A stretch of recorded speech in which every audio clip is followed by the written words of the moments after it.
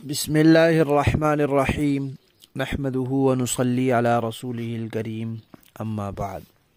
پیارے پیارے بچوں، ننھے منھے پھولو، اللہ تعالیٰ آپ سب کو ہمیشہ خوش رکھیں اور فلسطین کے مسلمانوں کو مکمل آزادی، کامیابی اور فتح نصیب فرمائیں۔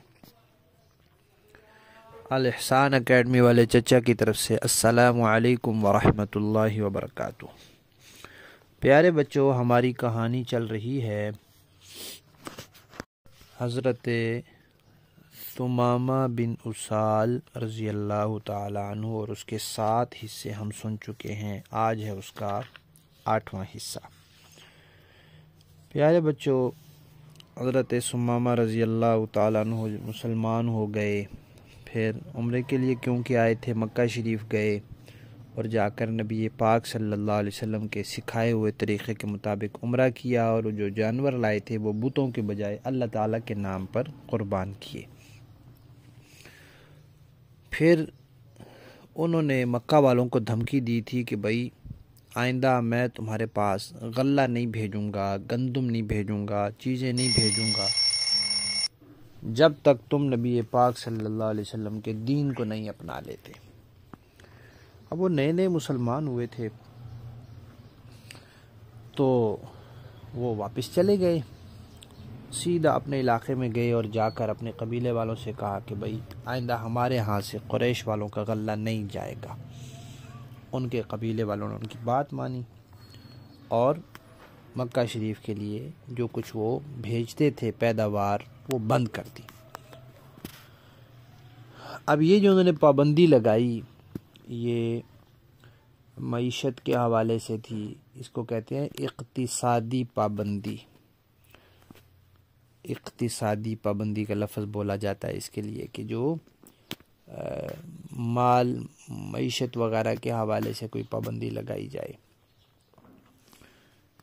اب یہ پابندی جو ہے وہ اتنی سخت ہو گئی کہ وہاں سے غلہ آنا بند ہو گیا۔ اور پیارے بچوں، آپ کو پتہ ہے جب کوئی چیز کم ہو جاتی ہے نا تو پھر جن لوگوں کے پاس ہوتی ہے وہ اس کو مہنگا کر کے بیچتے ہیں۔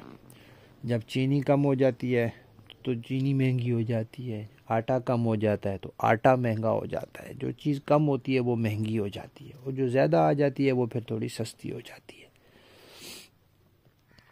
تو اب وہاں قیمتیں بڑھ گئی چیزوں کی۔ اگر گندم پہلے 10 روپے کی تھی تو پھر 20 کی ہو گئی، پھر 30 کی ہو گئی، بہت زیادہ مہنگائی ہو گئی۔ اب جب مہنگائی ہو گئی تو ہر بندہ تو وہ چیز نہیں خرید سکتا تھا۔ جو بہت مالدار تھے وہ خرید رہے تھے اور جو غریب تھے وہ نہیں خرید سکتے تھے۔ اب گندم ہی بندہ نہ خرید سکے تو روٹی کیسے پکائے؟ اب وہاں بھوکے رہنا پڑا لوگوں کو اور پریشان ہو گئے، تکلیف بڑھ گئی، حتیٰ کہ پھر وہ جو تھوڑی بہت وہاں پہلے تھی گندم جو مہنگی بیچی جا رہی تھی وہ بھی ختم ہو گئی۔ اب خطرہ ہو گیا کہ بھئی جو چھوٹے چھوٹے بچے ہیں وہ بھی بھوکے مر جائیں گے اور لوگ بھی بیچارے بھوکے مر جائیں گے۔ تو انہوں نے پھر نبی پاک صلی اللہ علیہ وسلم کو خط لکھا۔ کتنے عجیب لوگ تھے پیارے بچوں وہ، کہ نبی پاک صلی اللہ علیہ وسلم کے دین کو مانتے بھی نہیں تھے اور پھر تنگ بھی کرتے تھے۔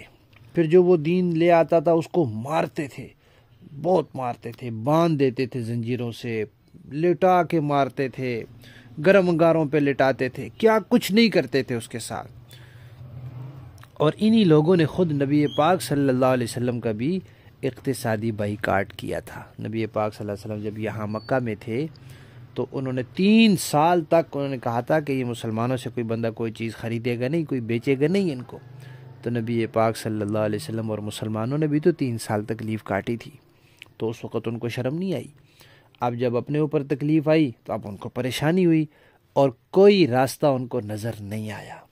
جب کوئی اور راستہ نظر نہیں آیا تو پھر انہوں نے نبی پاک صلی اللہ علیہ وسلم کو خط لکھا۔ اس میں کیا لکھا یہ ہم کہانی کے اگلے حصے میں سنیں گے۔ ہماری کہانی حضرت ثمامہ بن اسال رضی اللہ تعالیٰ عنہ کا 8واں حصہ ختم۔